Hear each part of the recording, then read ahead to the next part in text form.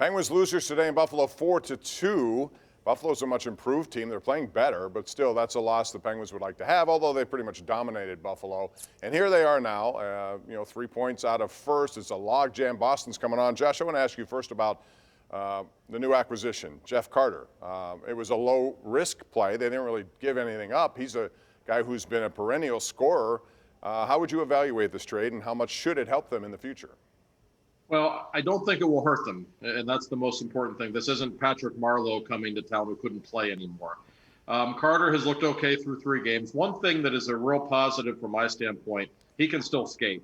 We have seen on numerous occasions him beating defensemen in one-on-one situations. You have to be able to keep up to play in Mike Sullivan's system. Patrick Marleau last year clearly could not. I think Carter can.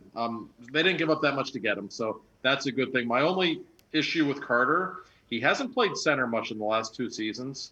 And when Evgeny Malkin's back in the lineup, my opinion is Carter should probably be deployed on the right side. I think he's a better right wing at this stage of his career than he is a center. We've seen a couple of defensive miscues from him already, and that's no big deal. It's a couple of plays here and there. But I wonder if he might be best suited on the right side. I've had people around the league tell me he should be on the right wing. Jared McCann should be at center. That should be their third line, and I tend to agree with it.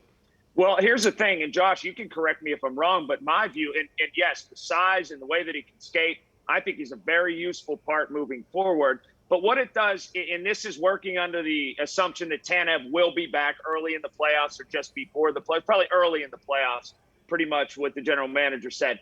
But it then gives you a true fourth line with the trickle down, and that's what the Carter acquisition does for me, just as much as anything. That you can count on. And again, this is counting on Tanev being back. This is Bluger, and this is a real fourth line. And the Penguins can roll, and they only might play 8 or 9 minutes in a playoff game, but you don't get that drop off that you might have seen beforehand. And it gives you a time in which you can have confidence in them that they might not win a game for you, but they won't lose a game for you. Well, I kind of thought that the plan, Josh, was to move him to wing once everyone was back and healthy, and I thought that was sort of why they got him, is because he has that flexibility, and I think because he would be a very good addition, I think, if he was on the right side playing with one of the centers. I just feel like that, to me, he's played well enough. I mean, there's nothing really like spectacular that he's done. Well, he hasn't done anything either to hurt them, but I feel like this is a guy that if you put him on, the wing with one of the centers, depending on what line you want to put him with, I think he has a chance to be a real difference maker in the playoffs because of his skill set and some of the things he does well. Each of the teams in that division went out and acquired somebody. We know about what the Islanders did, but I want to ask you guys this. Colin, we'll start with you on this one. Carter, Taylor Hall, who's had an impact on Boston. They played a lot better since he's been there. Or Anthony Mantha, who already has made an indelible impression on that team. Who had a better deal? Well, I think you can look at the Taylor Hall signing, but can't you do this, and this is maybe playing GM, and we've done this in the past before. Who else is getting Evgeny Malkin and Kasperi Kapanen back at the end of the regular season? I mean, they almost serve as acquisitions. You played so long without those 2 guys that you've almost got accustomed to it. To add those 2 guys sort of tips the scales in the Penguins' balance to me. I understand deadline deals, and I know you're trying to match those against each other right now, Bob, but the other teams aren't getting back what the Penguins are getting going into the playoffs. Well, that's right. That could be a two-edged sword, though, because sometimes you add guys like that back who have been out for a while, and it takes a little bit of time to figure out how to play.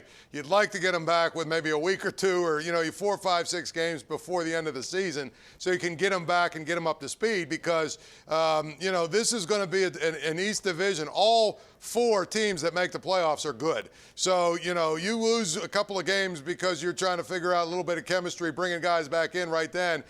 It could be enough to knock you out. Now, I like the Taylor Hall acquisition for Boston for a couple of reasons. One, they obviously struggled to score goals this entire year. They needed that. But here's the other thing. And we've seen it a million times here with the Pirates. You have a good player who's stuck in a hopeless situation with a bad team, and they play poorly, and they're not interested, and they're not engaged. And you trade them to a team that has a chance to win, and all of a sudden they figure out how to play again. And I think that's what's going to be the case with Taylor Hall. Yeah, make no mistake, guys. Evgeny Malkin is the X factor in these first 2 rounds of the playoffs in the Eastern Division. I truly believe that. I think these teams are so even, and even if the Rangers get in, as talented as they are, all of these teams are so good. You bring in somebody like Malkin, and if he is in the form that we saw from him before he got hurt, the Penguins are very difficult to beat in a 7-game series. I really believe that he could be the difference maker. And as for the other teams, you mentioned Taylor Hall, and I think Boston is an issue for the Penguins. They don't play well against that team, and it's for a very simple reason. As great as the Penguins' top line is, the Bruins have a line that's better. And Patrice Bergeron has always played Sidney Crosby better than any other forward in the league. So the Penguins aren't usually going to dominate offensively against that team the way they do other teams. If Taylor Hall plays the way he's capable of, I'm telling you, that's a real matchup problem for the Penguins. I would like them right now in a series against the Capitals or the Islanders. I don't know that I would say that about the Bruins, especially if Tuukka Rask is healthy. He has a history of playing well against them. That's a scary matchup for the Penguins. Yeah, the Capitals got a heavy dose of that Marchand, Pasternak, Bergeron line today, and it was the reason why the Capitals lost that game. We're going to take a break. When we come back, we're talking about the Steelers. Draft is closing in. What will they do? Over and under win total. What will it be? We'll talk about it when we continue right here on the #1 Cochran Sports Showdown.